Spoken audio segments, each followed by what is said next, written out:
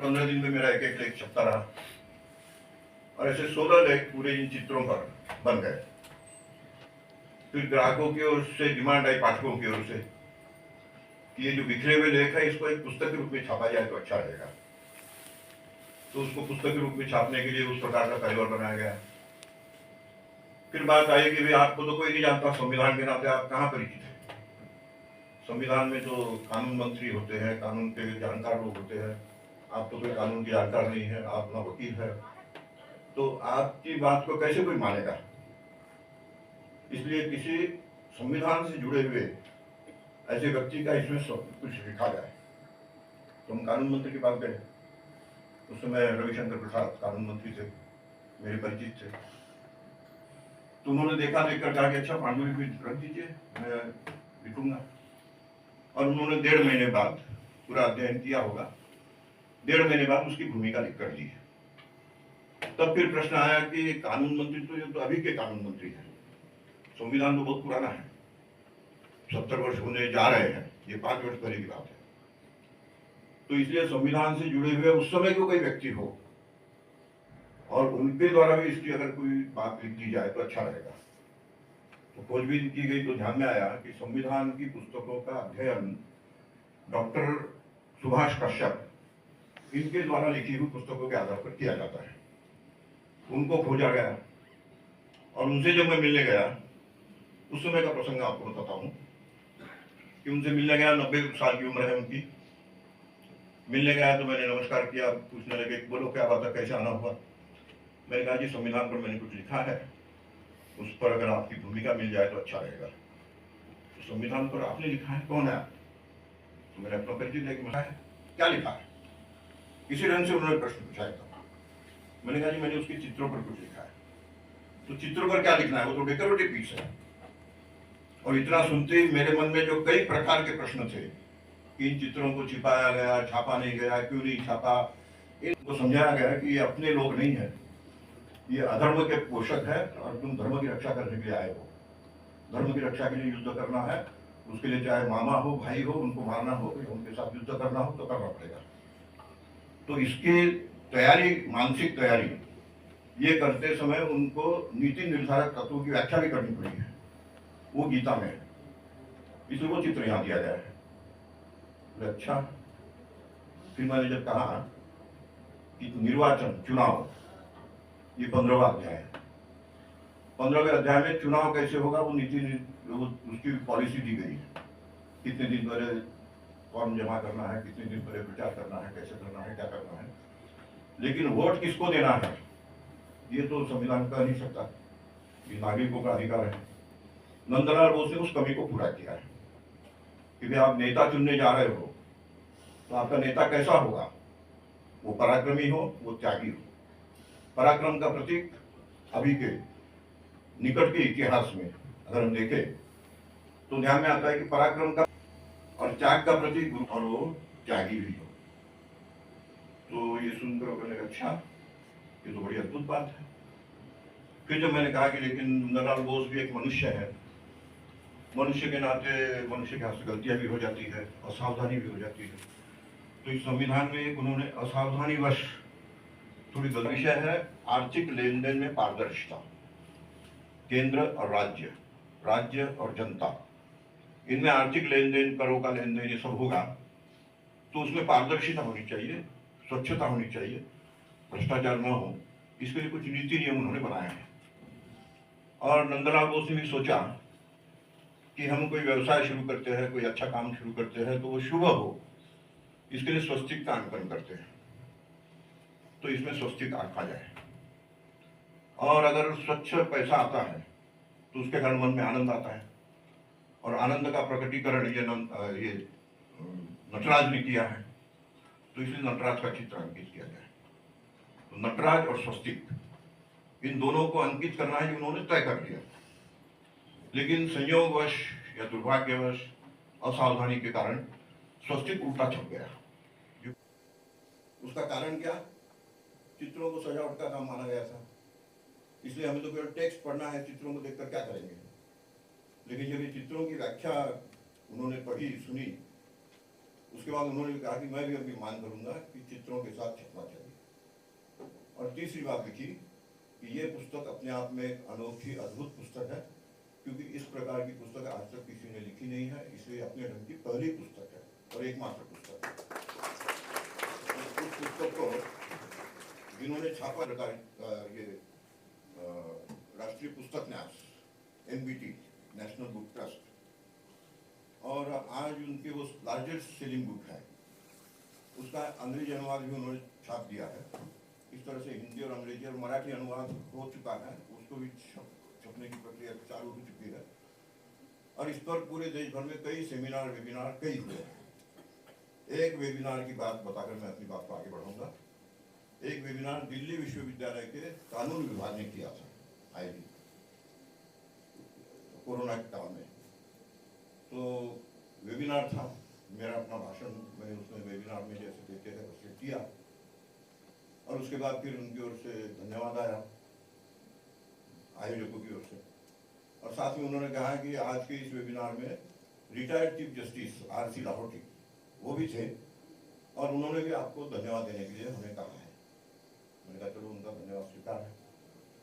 फिर उन्होंने कहा कि नहीं, उन्होंने एक और आपसे आशा प्रकट की है, आपसे कुछ अपेक्षा प्रकट की है कि इसकी व्याख्या करते समय संदर्भ के तौर पर मैं संविधान का इतिहास भी बोलता हूँ, उस पर भी पुस्तक लिखी है। तो मुझे बड़ी प्रेरणा मिली कि एक इतने सीनियर रिटायर्ड चीफ जस्टिस वो मेरे जैसे व्यक्ति से कह रहे हैं कि आप इस पर भी पुस्तक लिखिए, जो कि कानून का जानकार नहीं है। तो इसका मतलब बातों में दम है, तो इस पर भी लिखा जाए। उस पर जब लिखना शुरू किया तो 20 लेख हो गए।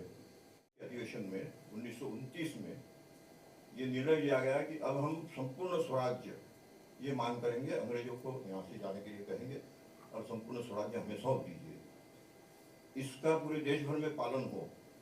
उसमें क्या किया जाए, तो अगले महीने का अंतिम रविवार ये हम पालन करेंगे।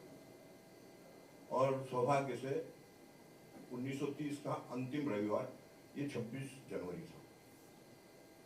1925 में भी, 2025 में भी वही हो रहा है। 26 जनवरी आज रविवार है, अंतिम रविवार। तो 1929 का अंतिम रविवार, आज का रविवार एक ही दिन था। तो इस प्रकार से वो रविवार तब तय हो गया, तारीख तय हो गई, और हर महीने हर वर्ष हम 26 जनवरी ये स्वाधीनता का दिवस, स्वतंत्रता का दिवस इस रूप में मनाएंगे। इसी बीच 15 अगस्त आ गया। 15 अगस्त क्यों आया, उसकी भी बड़ी मजेदार कहानी है। देश को स्वाधीन करेंगे ये उन्होंने कह दिया, 20 जून 1948 को हम देश छोड़ देंगे।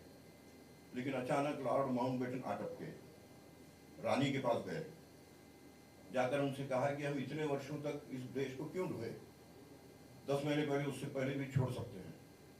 तो बोले 10 महीने पहले यानी कब, 15 अगस्त। क्यों 15 अगस्त?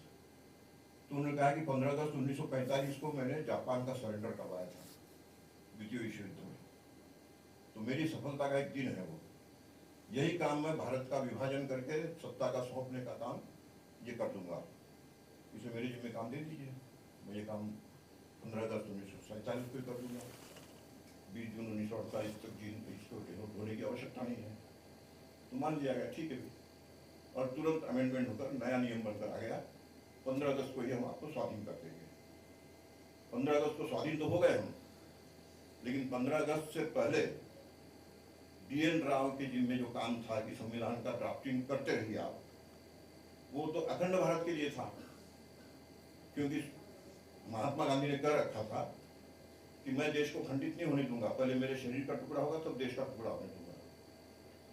और महात्मा गांधी के बारे में एक ख्याति थी कि वो अपना कहा हुआ जो है अंग्रेजों से मनवा सकते थे, चाहे फिर सत्याग्रह करके मनवाए, चाहे अन्न त्याग करके मनवाए, चाहे जो करे। तो इसलिए उन्होंने जब कहा है तो हमारा अखंड भारत ही स्वाधीन होगा, और इसलिए अखंड भारत का चित्र यही संविधान के प्रीएम्बल का, संविधान समिति का चित्र है।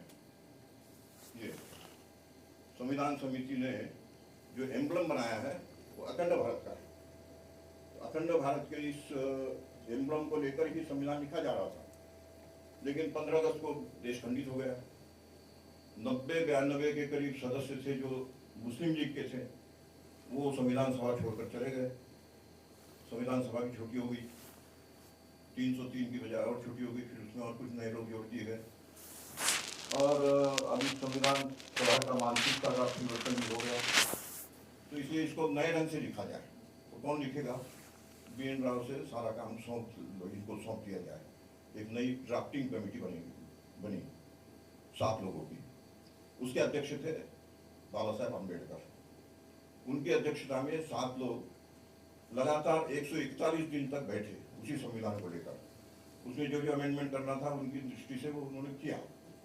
उसके बाद संविधान सभा के सामने 300 लोगों से अधिक जो संविधान सभा के मेंबर थे उनके सामने उस पर चर्चाएं होने लगी और ये चर्चाएं होकर अंत में 26 नवंबर 1949 में संविधान पूरी तरह से तैयार हुआ।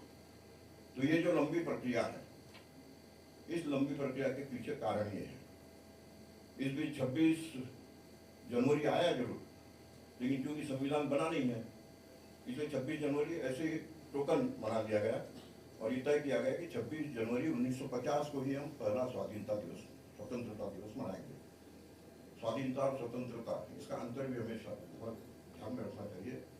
स्वाधीन हुए हम 1947 के 15 अगस्त को, लेकिन स्वतंत्र हुए हैं 26 या 26 नवंबर भी कह सकते हैं। उसको लागू किया गया 26 जनवरी 1950 से। तो ये जो इतने वर्षों का 2-2.5 वर्षों का कार्यकाल है, इस बीच 26 जनवरी आई थी जरूर, लेकिन उसको पालन नहीं किया गया और 26 जनवरी 1950 यही हमारा पहला स्वतंत्रता है, गणतंत्र का दिवस इस रूप में मना रहे हैं। तब से हम मनाते आ रहे हैं। तो ये दोनों बातें, हमारा स्वाधीन होना, हमारा स्वतंत्र होना, हमारे संविधान की रचना होना, उस संविधान को लागू करना, उस संविधान की रचना के समय उसका जो सजावट किया गया, उस सजावट के कारण ये कहा जा सकता है कि नंदलाल बोस ने ही वास्तव में संविधान के आत्मा का दर्शन हमें कराया है। क्योंकि वो चित्र ऐसे है कि जो अपने पौराणिक काल से लेकर आधुनिक काल तक अंतिम चित्र है नेताजी सुभाष चंद्र बोस का।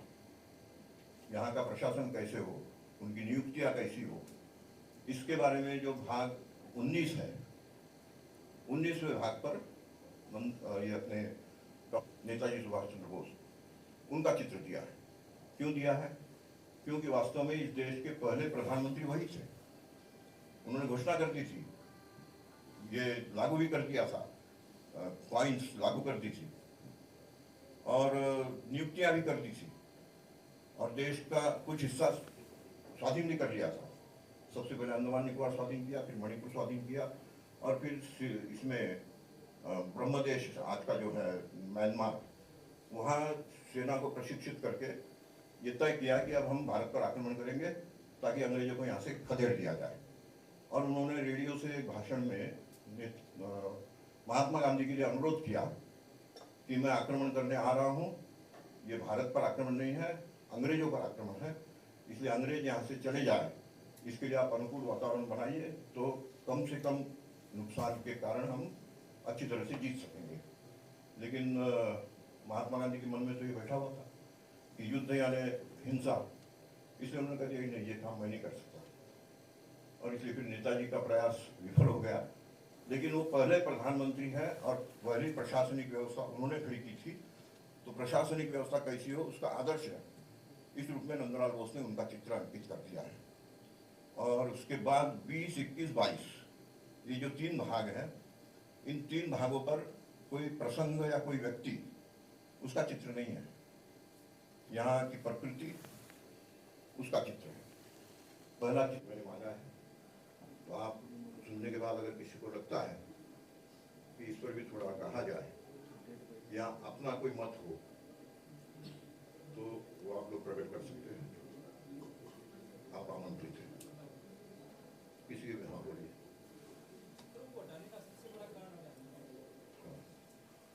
चित्रों को हटाया नहीं गया। उनके पास गया डॉक्टर सुभाष काश्यप जी के पास, उन्होंने बड़े सहज भाव से कहा कि चित्रों पर क्या लिखेंगे, वो तो डेकोरेटिव पीस है। तो ये माना गया कि डेकोरेशन करने के लिए कहा था किसी कलाकार को, उन्होंने डेकोरेट करके रख दिया है। हमें तो टेक्स्ट पढ़ना है, जो लिखा हुआ है वो पढ़ना है, उसी के सहारे संविधान को जानना है, इसलिए उसकी उपेक्षा हुई, उसको ये नहीं किया गया। उद्देश्य ये नहीं था कि उसको छिपा कर रखो, उसकी उपेक्षा हो गई, वो क्या करना है, उसको सजा कर रखा है, दैट्स ऑल। लेकिन जब उसकी ये व्याख्या मैंने सामने लाई तब लोगों के ध्यान में आया कि अरे नहीं, नंदलाल बोस ने तो बहुत सोच समझ कर कुछ किया है ये, इसलिए इस पर चर्चा पूरे देश में शुरू हुई है। और आपकी जानकारी के लिए बता दूं कि जब मैं वो कानून मंत्री के पास गया था, 1.5 महीना उनको क्यों लगा, जो दो दिन में लिखकर दे सकते थे, लेकिन 1.5 महीना इसलिए लगा कि वो उन्होंने संविधान मंगवाया, और वो संविधान आप लोगों ने देखा होगा, टीवी पर दिखाना शुरू कर दिया था, ये संविधान है, उसका ये चित्र है, इस चित्र का ये भाव है। तो मैंने फिर जाकर उनसे कहा कि पुस्तक अभी छपी नहीं, आप उससे पहले बोलना शुरू कर दिया आपने, तो पहले पुस्तक छापने की हमें अनुमति दीजिए। तो हंसने लगे, अरे भाला जी आप, मैं तो आपके लिए मार्केट तैयार कर रहा हूँ, अब इसकी डिमांड बहुत बढ़ेगी। मैंने कहा नहीं, मुझे कोई मार्केटिंग की जरूरत नहीं है, जो चीज़ मेरे मन में है वो जनता तक जाए, इसलिए इसको जल्दी छापिए। तो उन्होंने कहा कि इसका अंग्रेजी अनुवाद करवाइए। आदरणीय भाला जी नमस्कार, मैं अभिनी यादव, राजनीतिक विज्ञान का अध्यापक हूँ। आपने अपने वक्तव्य में एक जिक्र किया था कि विभाजन के बाद जो भारतीय संविधान सभा थी उसमें 300 समथिंग बताया आपने, 302 सदस्य थे, लेकिन हम पढ़ा रहे हैं लगभग 299 सदस्य, सिग्नेचर हुए 284 के। उस पर थोड़ा सा मार्गदर्शन है। वो जो मैंने बताया ना, 90 लीग के थे, वो देश के विभाजन की बात आते ही छोड़कर चले गए, 389 सदस्य। हाँ, तो उसके बाद फिर कुछ लोगों को और जोड़ा गया उसमें, इसलिए वो संख्या बनाए रखने के लिए उन्होंने और कुछ लोगों को जोड़ा। पहले 303 संख्या थी, वो फिर 289 हो गई, उनके 90 के जाने के बाद, कुछ नए जोड़ने के बाद। और जो हस्ताक्षर किए गए, जो इसमें दिया गया है, वो 284 लोगों के हैं। 284 में भी आप गहराई से देखेंगे तो हिंदी वाले में 280 है और अंग्रेजी वाले में 281 है, लेकिन दोनों को जब टैली करके देखा मैंने कि 284 कहाँ से आए, तो किसी ने हिंदी में किया, अंग्रेजी वाले में हस्ताक्षर नहीं किया, और किसी ने 2 बार हिंदी अंग्रेजी दोनों में कर दिया। उनको याद नहीं रहा कि मैंने दोनों जगह किया है कि नहीं, तो दोबारा कर देता हूँ, तो 2 बार जाकर कर दिया उन्होंने, ऐसे भी सब हुआ है। तो कुल मिलाकर लेकिन 284 लोग हैं जिनके हस्ताक्षर इसमें है। हस्ताक्षर अलग से किया गया था, वो संविधान सभा के उस वक्त सदस्य नहीं थे, क्योंकि पहले अध्यक्ष वही थे, वही से इसीलिए उनका, हाँ, इसीलिए उनका 1 नंबर ज्यादा है। वो कल हम भाला साहब से डिस्कशन कर रहे थे, उसमें जिक्र आया था, उसको जानते आप राजनीति विज्ञान। और इधर में 3, 6, 7, 8, 9, उनके बाद 9 हस्ताक्षर और हुए। सच्चिदानंद सिन्हा का अंतिम हस्ताक्षर होना था, लेकिन बाद में ध्यान में आया कि ये कुछ लोग और छूट गए, तो उनसे भी करवा लिया फिर बाद में, तो ऐसे 6-7 लोग और भी उसमें जुड़े हैं बाद में। तो कुल मिलाकर 284 लोगों के हस्ताक्षर इसमें हुए। मेरा सवाल ये है कि आपने जैसे बताया कि जो चित्र अंकित किए गए हैं, कोई राम राज्य, रामायण या फिर भगवत गीता या फिर गुरुकुल से लिया गया, तो कहीं ना कहीं इन सब चीज़ों को भारतीय संस्कृति से या हिंदू जो हमारी संस्कृति है उससे जोड़ा जाता है, पर संविधान में धर्मनिरपेक्षता की बात की गई है, फिर ये तो फिर धर्मनिरपेक्ष नहीं हुआ। बहुत अच्छा प्रश्न नहीं आया है, फिर क्या आया है? सेक्युलर शब्द आया है। सेक्युलर का अनुवाद क्या किया गया है? पंथ निरपेक्षता। लेकिन कुछ लोग भ्रम पैदा करने के लिए, स्पष्ट करता हूं, कुछ लोग यानी कौन, तो भारत में वामपंथ एक ऐसा पंथ है, वामपंथी लोग भारत को कंफ्यूजन में रखना चाहते हैं सब समय, और इसलिए उन्होंने इसका अनुवाद कर दिया धर्मनिरपेक्ष। धर्मनिरपेक्ष कभी कोई हो नहीं सकता, क्योंकि धर्म क्या है? प्रकृति प्रदत्त कर्म ही धर्म है। प्रकृति ने एक बीज पैदा किया है, उस बीज का धर्म है अंकुरित होकर पौधा बने, पेड़ बने, फल फूल दे, वो अपना काम कर रहा है। प्रकृति ने एक प्राणी पैदा किया है, उस प्राणी का जो काम है वो करता है, जो दूध देने वाला दूध देता है, अंडा देने वाला अंडा देता है, तो जिसका जो काम है वो कर रहे हैं, उनका वो धर्म है। उसी तरह से मनुष्य को पैदा किया है मानव धर्म निभाने के लिए। मानव धर्म क्या है? तो जब वो बच्चा है तो अपना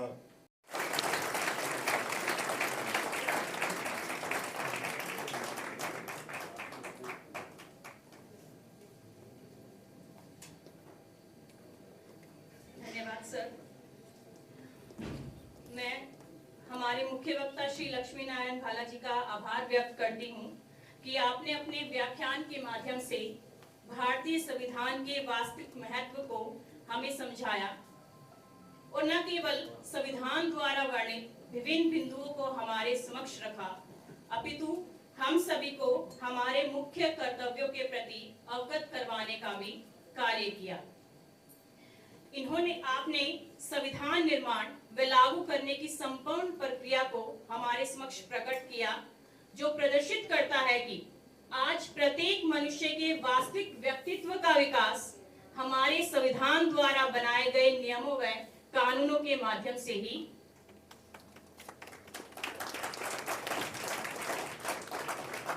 चंद पंक्तियां आपकी प्रसिद्धि आपकी ख्याति, आपकी प्रसिद्धि आपकी ख्याति विश्व भर में उजागर रहे, यही प्रार्थना करते हैं हम। विश्व भर में आपका नाम रहे, विश्व भर में आपका नाम रहे।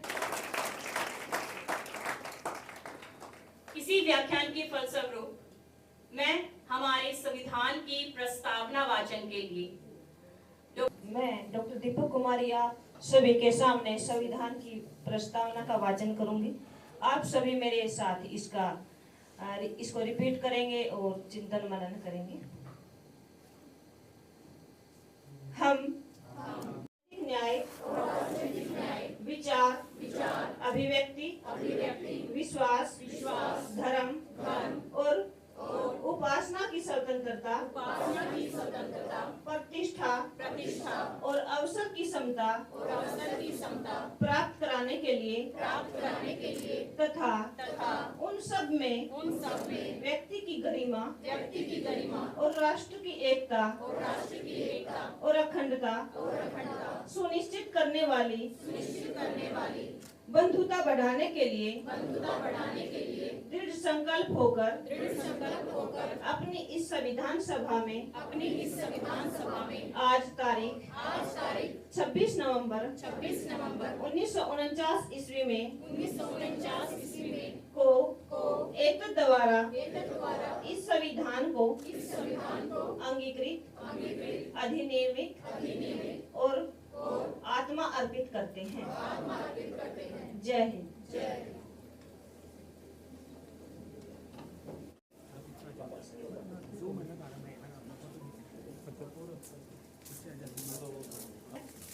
और इतिहास विभाग के विशेष रूप से जानकार हैं, वो इतिहास के विशेष जानकार रहे हैं। काफी पुस्तकों का विमोचन हो चुका है सरदा, और उसी कड़ी में एक और पुस्तक आज है, उनके व्यक्तित्व में, उनके परिचय में जुड़ गया है। तो सर आपको विशेष बधाई। जोरदार तालियों से सर की पुस्तक का विमोचन करते हुए मैम सर सामने।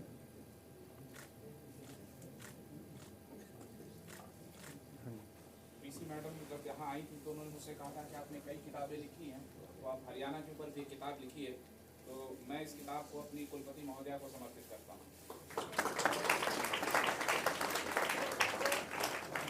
किताबों के छपवाने की जिम्मेवारी आपके पास। मुस्कान,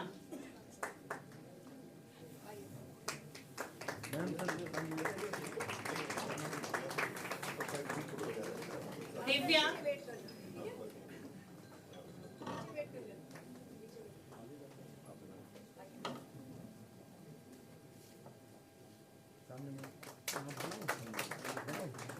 दीक्षा,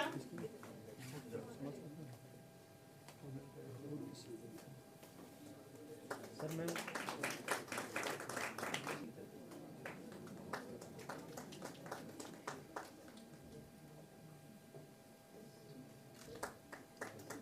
मुस्कान,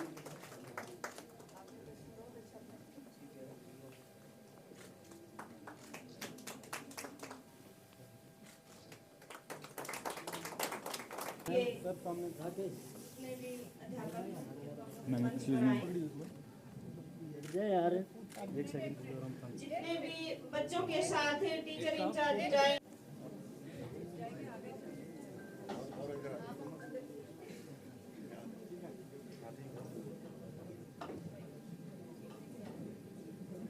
सर पीछे से आगे आ जाओ ना, बराबर में आ जाओ। आप भी नीचे यहाँ पे खड़े हो जाओ।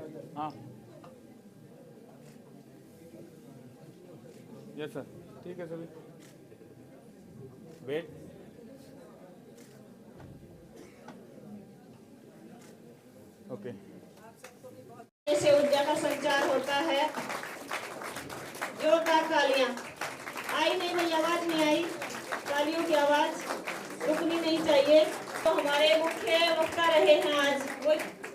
संविधान के गहरी जानकारी रखते हैं और संविधान के बिल्कुल जो बारीक जोरदार तालियां उपायुक्त महोदय के लिए। और हमारे उपायुक्त महोदय भी साहित्य के गहरे जानकार हैं, हमने फेसबुक पर उनकी रागनी को भी सुना है। तो सर आपका बहुत बहुत धन्यवाद।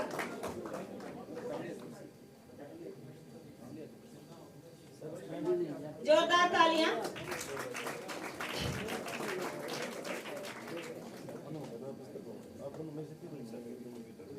तालियों से सर का स्वागत कीजिए, अभिनंदन कीजिए। ये जो बड़े बड़े पद होते हैं, बड़े ज्ञान और बड़ी साधना तब से मिलते हैं, तो ऐसे व्यक्ति तो आज हमारे मध्य मौजूद हैं। जोरदार तालियों से स्वागत कीजिए, अभिनंदन कीजिए। तालियां बहुत कम है भाई। हमारे मंच पर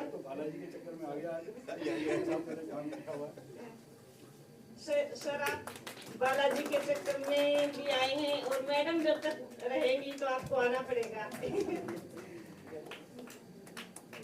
ये हमारा अनुरोध भी है आपसे।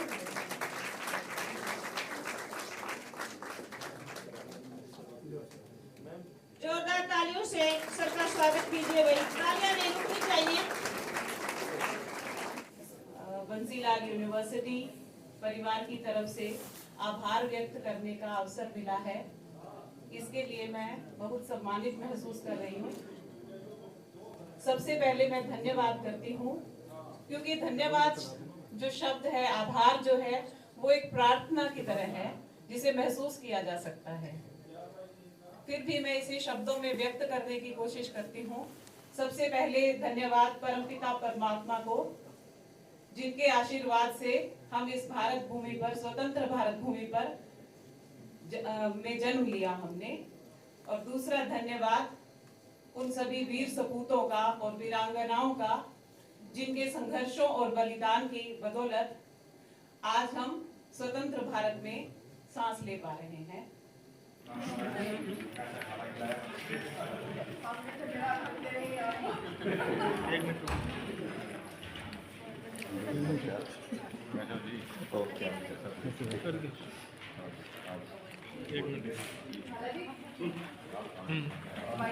कोई ये कहे कि संविधान खतरे में, उसको ये बात भूलनी नहीं चाहिए कि हमारे लोकतंत्र की इतनी शक्ति है कि वो जिसको चाहे सत्ता पे बिठा दे, किसी को चाहे सत्ता से निरस्त कर दे।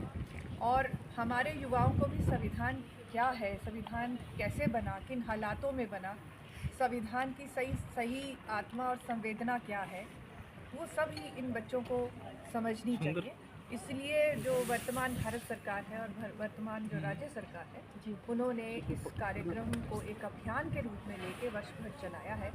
और मुझे उम्मीद है कि हमारी युवा शक्ति बहुत चेतन है, विवेकशील है और वो झूठ और सच के बीच में अंतर को समझती है और अपने संविधान को अभिमान, स्वाभिमान मानकर वो इस राष्ट्र को संपन्न और समृद्ध करने की पूरी शक्ति रखती है। हितों की जब बात आती है तो हमारे बच्चे तो एक कोमल फूल की तरह होते हैं और हम जैसे उनको समझाते हैं, जैसे उनको हम शिक्षित करते हैं, जैसे हम संस्कारित करते हैं, वो वैसे बनते हैं। तो हमें कहीं ना कहीं शिक्षक वर्ग में भी एक विशेष रूप से, जब भी समाज कभी जब भी समय पर इतिहास ये गवाह है इस बात का कि जब भी समाज जो है वो गिरावट की तरफ आता है तो शिक्षक ही उसको संभालता है।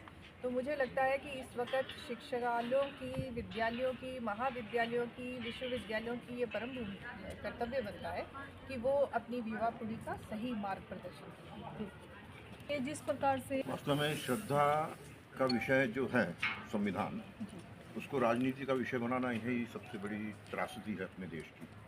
ये राजनीति का विषय ही नहीं है, ये तो देश की श्रद्धा का विषय है। और इस देश को कैसे संचालित किया जाए, कैसे लोकतंत्र को हम अपनाएं, इसकी सारी व्याख्या संविधान में लिखी हुई है, दी हुई है। उसको उसी नज़रिए से देखकर अगर हम आगे बढ़े तो ठीक रहेगा। लेकिन देखने का नज़रिया ये हो गया कि ये अमुक व्यक्ति ने बनाया है तो उनका अपमान है, उसके विरुद्ध बोलना यानी इसका अपमान है। इस संविधान के 125 से अधिक संशोधन हो चुके हो, उसमें किसी और एक संशोधन की बात कोई कहे तो ये कोई संविधान विरोधी बात तो नहीं है। संविधान में इसका प्रावधान है और इसलिए किसी के मन में कोई बात हो जहाँ व्यक्तिगत स्वाधीनता का विषय है, संविधान में भी दिया है, तो उस पर अगर किसी का ये कहना हो कि इसमें ये भी संशोधन होना चाहिए, तो उसको उसी नज़रिए से देखा जाना चाहिए। 125 संशोधन हो चुके हैं, तो 126वां क्यों नहीं हो सकता है। लेकिन उसको राजनीतिक दृष्टि से देखकर ये अम्बेडकर विरोधी है या मुख विरोधी है, इस प्रकार से जो कहा जाता है, यही वास्तव में गलत है। तो जिनकी रुचि है उसको जरूर आना चाहिए, और इसमें कोई रोक टोक नहीं है। संविधान में उनको पूरी स्वाधीनता देता है राजनीति करने की, तो इसलिए इसमें कोई रोक टोक तो है ही नहीं। अपनी अपनी इच्छा है, जिसकी इच्छा हो। हमसे कोई कहे कि राजनीति में आइए, तो हम तो कभी नहीं आएंगे, क्योंकि हमारी रुचि का विषय है साहित्य, हमारी रुचि का विषय है संस्कृति। तो जिसकी जो रुचि का विषय है, उस रुचि के विषय में अगर कोई जाना चाहे, तो उसमें कोई रोक टोक तो होनी नहीं चाहिए।